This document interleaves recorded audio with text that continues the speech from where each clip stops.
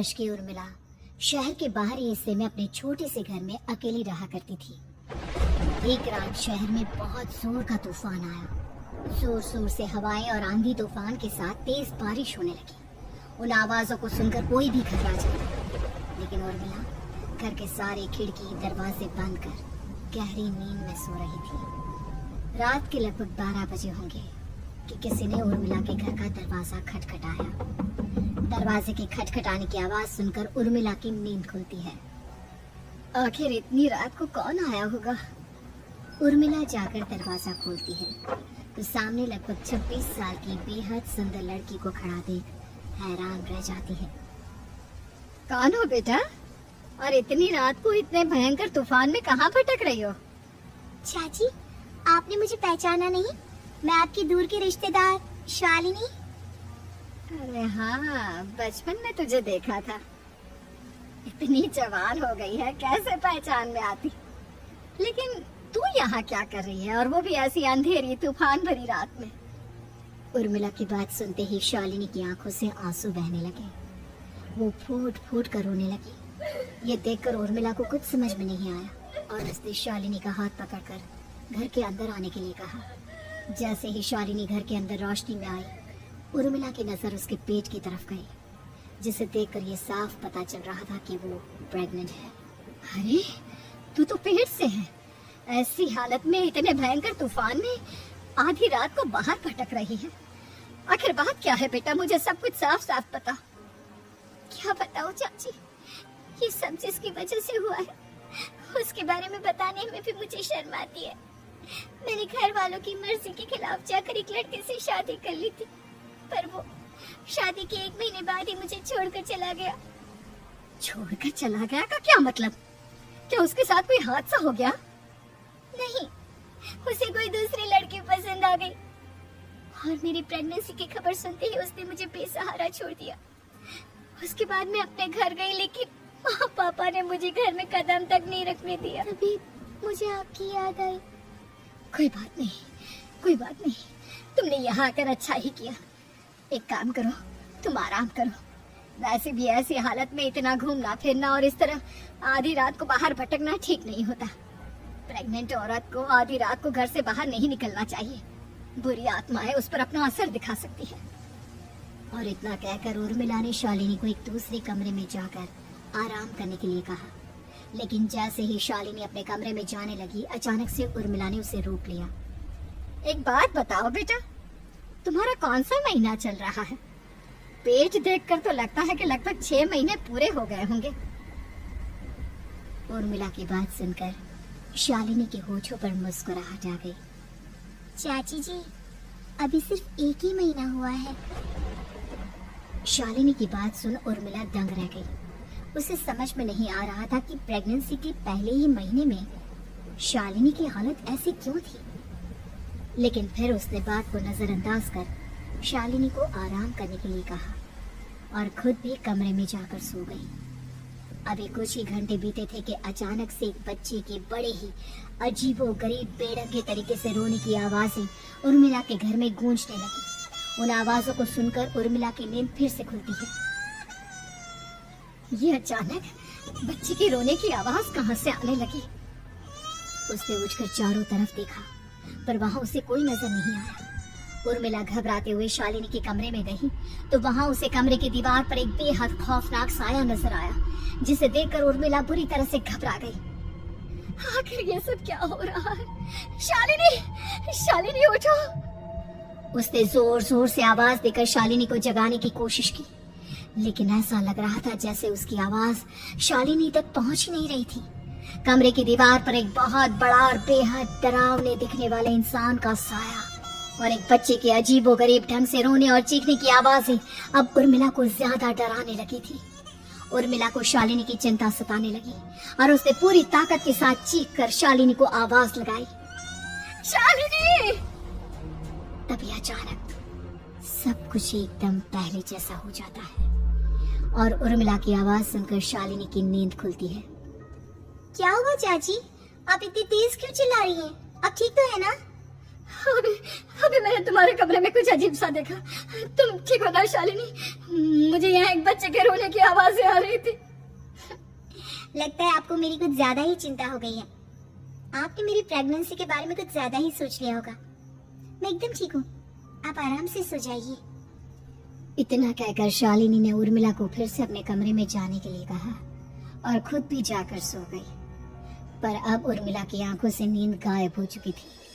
अगली सुबह जब शालिनी उठी तो वो सीधा उर्मिला के पास आई। गुड मॉर्निंग चाची। तभी अचानक उर्मिला की नजर शालिनी के पेट पर पड़ती है, जिस पर नीले रंग से एक अजीब सी आकृति नजर आ रही थी। शालिनी, ये तुम्हारे पेट को क्या हुआ? मैंने इतनी औरतों को देखा है, ऐसा तो किसी के साथ नहीं होता। शालिनी ने जैसे ही अपने पेट की तरफ देखा तो उसे वहाँ कुछ भी नजर नहीं आया। चाची कुछ भी तो नहीं है, सब कुछ एकदम नॉर्मल है। आपको क्या अजीब लग रहा है? इससे पहले कि उर्मिला उसके सवाल का कोई जवाब देती, अचानक से शालिनी के पेट में जोर जोर से दर्द होने लगा। वो बुरी तरह दर्द से तड़पने लगी। चाची, चाची। ये सब देखकर उर्मिला बहुत घबरा गई। उसने धीरे धीरे शालिनी के पेट को सहलाना शुरू किया, लेकिन शालिनी का दर्द कम नहीं हुआ। उर्मिला जाकर रसोई से पानी का गिलास लेकर आई और शालिनी को पानी पिलाने की कोशिश करने लगी।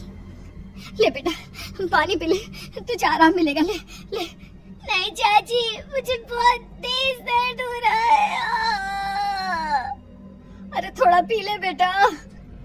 जैसे ही उर्मिला ने शालिनी को पानी पिलाया, उसने देखा कि गिलास में बचा पानी का रंग नीला पड़ गया और शालिनी की आंखें अजीब हो गई। उसके पेट पर बच्चे का एक डरावना चेहरा नजर आने लगा। ये सब देखकर उर्मिला की डर से हालत खराब होने लगी, पर तभी शालिनी का दर्द ठीक हो गया। बेटी, अभी तुम्हारा दर्द ठीक है तो ऐसा करो, तुम थोड़ी देर आराम कर लो। शालिनी को आराम करने के लिए कहकर उर्मिला तेज कदमों से चलकर घर से बाहर निकल जाती है और पास ही रहने वाली एक औरत कालिंदी के पास पहुंचती है। अरे उर्मिला बहन, बड़े दिनों बाद दिखाई दी, क्या हुआ? बहुत घबराई हुई सी लग रही हो, सब ठीक तो है ना? क्या बताओ कालिंदी बहन, मेरी एक दूर की रिश्तेदार आई हुई है।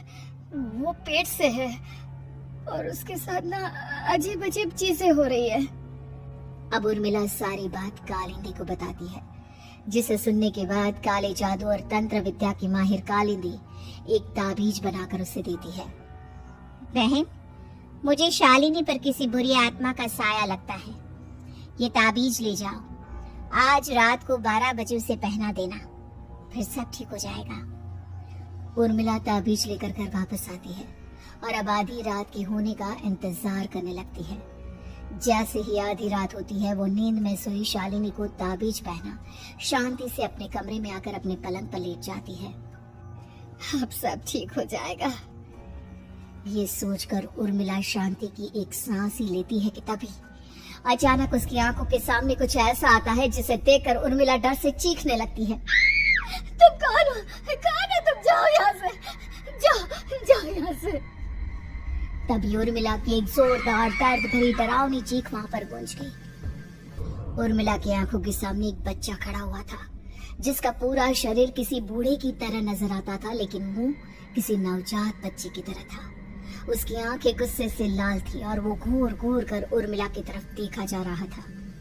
कौन हो तुम?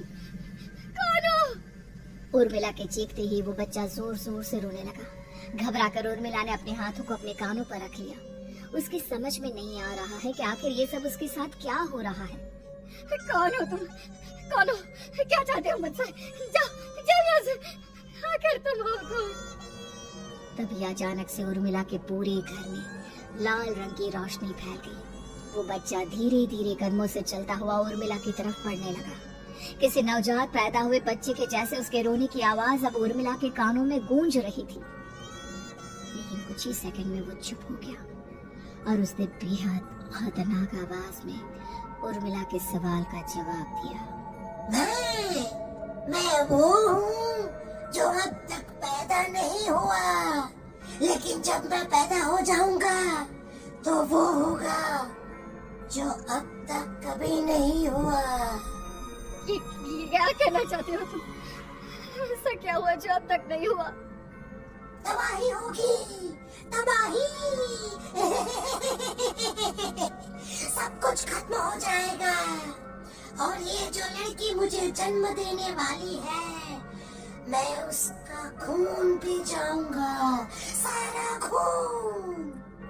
उस बच्चे की बात सुनते ही उर्मिला बुरी तरह घबरा गई। उसका एक बुजुर्ग आदमी जैसा शरीर, एक नवजात बच्चे जैसा चेहरा, ये दोनों ही बातें उर्मिला की समझ से बाहर थी।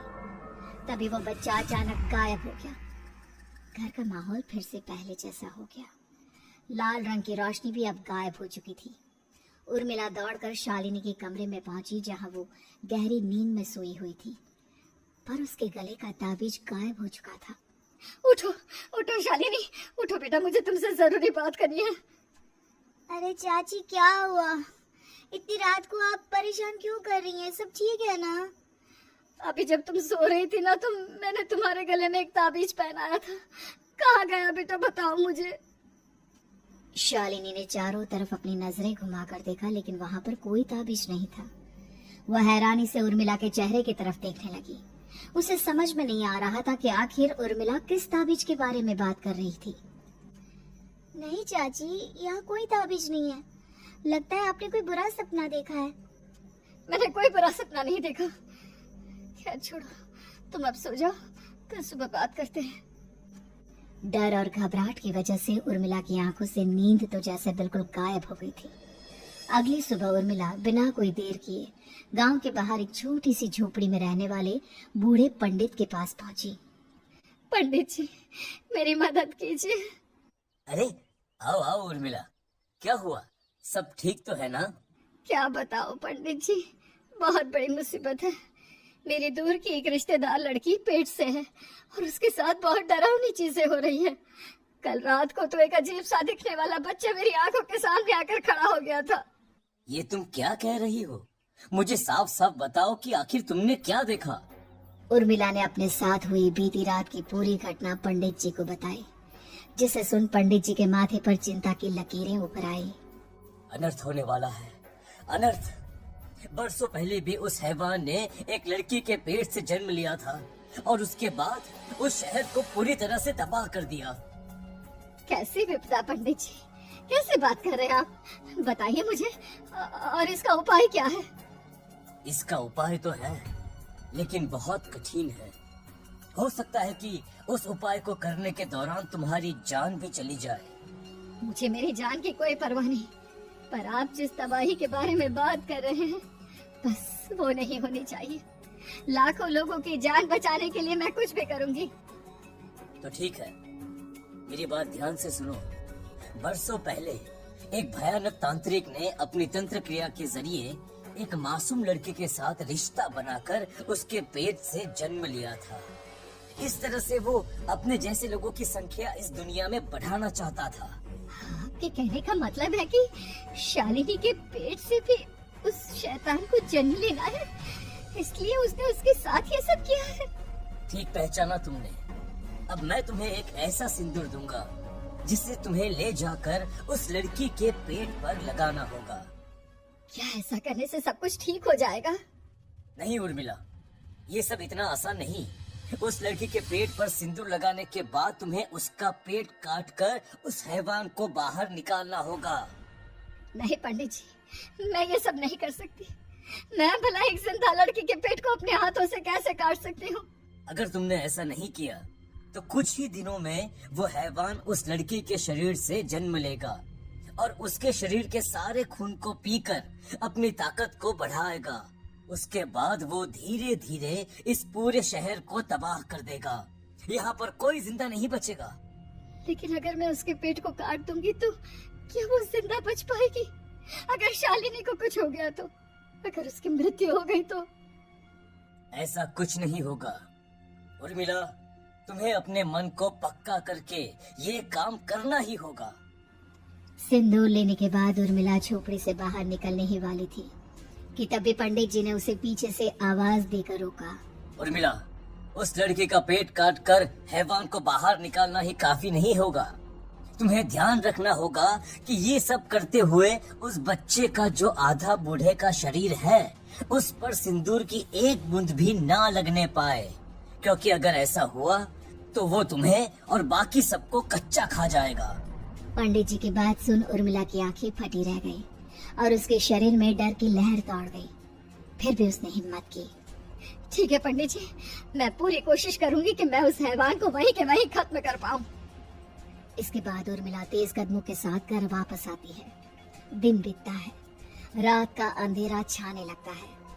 शालिनी खाना खाकर सोने चली जाती है और उर्मिला लगातार उसके गहरी नींद में सो जाने का इंतजार करने लगती है, जिसके बाद उर्मिला दबे कदमों से शालिनी के कमरे में पहुंच गई। मुझे ये करना ही होगा। अब उर्मिला ने धीरे धीरे शालिनी के पेट पर पंडित जी का दिया सिंदूर लगाना शुरू किया। उर्मिला के हाथ बुरी तरह से कांप रहे थे। उसके एक हाथ में चाकू था जिससे वो पेट काटने वाली थी। उर्मिला ने एक नजर शालिनी के चेहरे की तरफ देखा और फिर डरते हुए उसके पेट पर चाकू चलाना शुरू किया। कमाल है, मैं इसका पेट काट रही हूँ और ये आराम से सो रही है। इससे दर्द नहीं हो रहा क्या? तभी अचानक उर्मिला के कानों में बच्चे की रोने की आवाज सुनाई देने लगी। उसने घबराकर चारों तरफ देखा पर वहां पर कोई नहीं था। बस रोने की आवाज लगातार आ रही थी। उर्मिला बिना रुके लगातार शालिनी के पेट को काटती रही। उसे इस बात का भी ध्यान रखना था कि सिंदूर बच्चे के बूढ़े आदमी वाले शरीर के हिस्से पर ना लगे। कुछ ही देर में वो हैवानी बच्चा उर्मिला के हाथों में था। उसने बड़ी ही सावधानी से उस बच्चे को बाहर निकाला और पंडित जी के कहे अनुसार उसे घर से दूर चलाने के लिए ले गई। पर तभी उसके सामने वही बूढ़े शरीर और बच्चे के चेहरे वाला बच्चा आ गया। अपनी गोद में और सामने भी बच्चे को देखकर उर्मिला हैरान रह गई। मुझे मारोगी? मुझे इतनी हिम्मत कैसे है तुम्हारी? तुम पैदा नहीं हुए हो और मुझे पता है जब तक तुम्हारा जन्म नहीं हो जाता तो मुझे कुछ नहीं कर सकते। इतना बोलते ही उर्मिला तुरंत उस बच्चे को घास के ढेर पर फेंककर उसमें आग लगा देती है, जिसके तुरंत बाद वो बूढ़े आदमी के शरीर और बच्ची के चेहरे वाला अजीब तांत्रिक का भूत भी वहां से गायब हो जाता है। कुछ देर बाद उर्मिला घर पहुंचती है तो वो ये देखकर हैरान रह जाती है कि शालिनी का पेट अपने आप जुड़ चुका था। शुक्र है भगवान का और उन पंडित जी का, अब सब ठीक हो जाएगा। सुबह शालिनी सोकर उठती है तो अपना पेट देख पूरी तरह घबरा जाती है। चाची, चाची ये सब क्या हो गया? मेरा पेट अचानक कम कैसे हो गया? मेरा बच्चा कहाँ गया चाची? बेटी, वो बच्चा नहीं, एक खतरनाक तांत्रिक था जो तुम्हारे कोख से जन्म लेकर सबको मार देना चाहता था। वो पैदा होते ही तुम्हारी जान भी ले लेता, इसलिए मैंने पंडित जी के बताए उपाय से उसका खात्मा कर दिया है। अब सब ठीक है। शालिनी को उर्मिला की बात समझ में नहीं आती, जिसके बाद शालिनी को पूरी बात उर्मिला आराम से समझाती है। अब वो दोनों ही भगवान का शुक्र अदा करती हैं